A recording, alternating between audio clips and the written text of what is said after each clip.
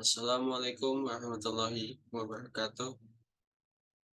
Perkenalkan nama saya Muhammad Iksan Firdaus, mahasiswa Unsia semester 3. Di sini saya akan mempresentasikan sebagai pemenuh ujian akhir semester dengan dosen pengampu yaitu Bu Cian Ramadona Konsultan Eskom Mkom. Di sini dengan judul presentasi analisis studi kasus penerapan model jaringan saraf tiruan Hopfield, Hemming, dan Kohonen. Oke, kita lanjut ke slide selanjutnya.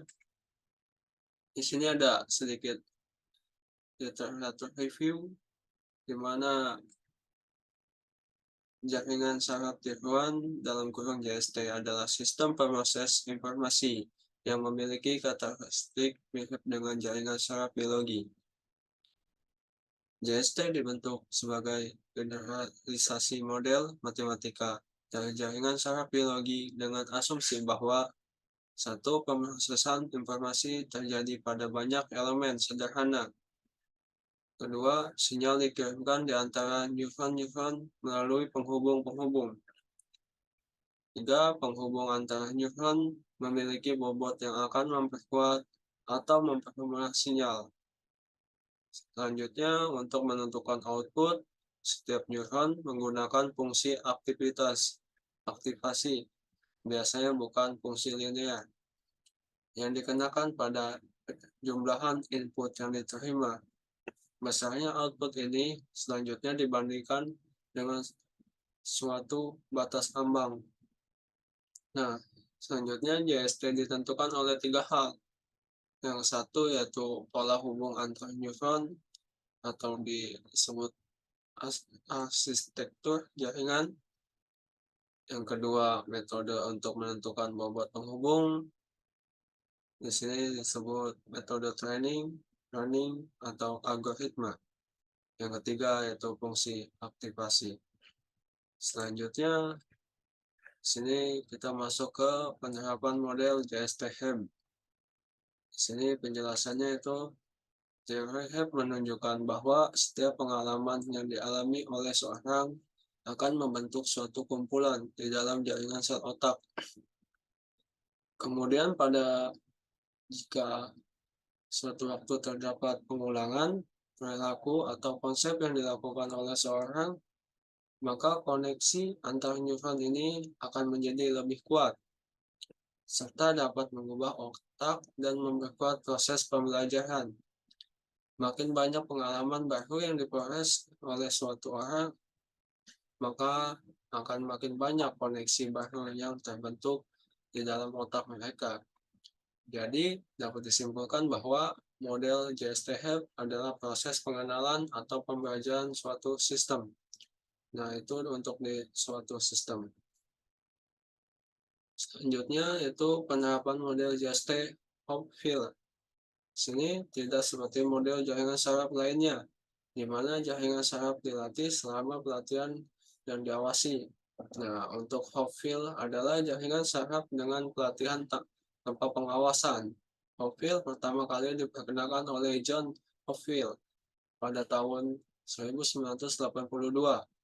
Secara sederhana, John Hopfield menjelaskan bagaimana daya komputasi dapat dibangun dari jaringan yang terdiri dari komponen mirip neuron.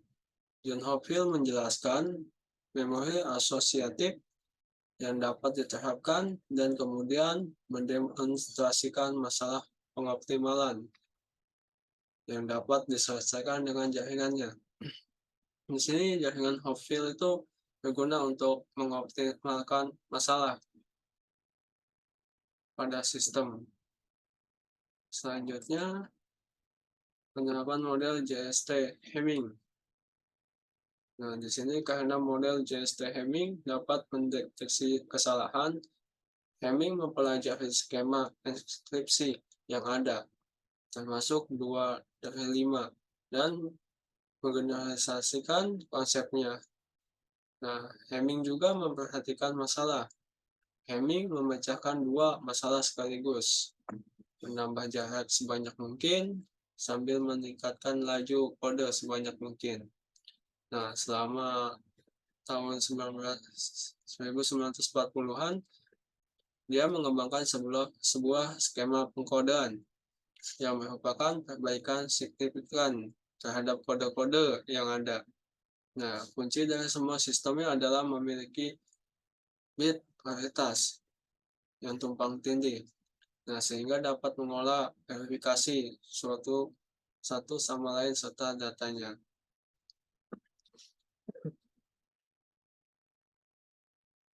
Oke, selanjutnya penerapan model Juste Cohonen.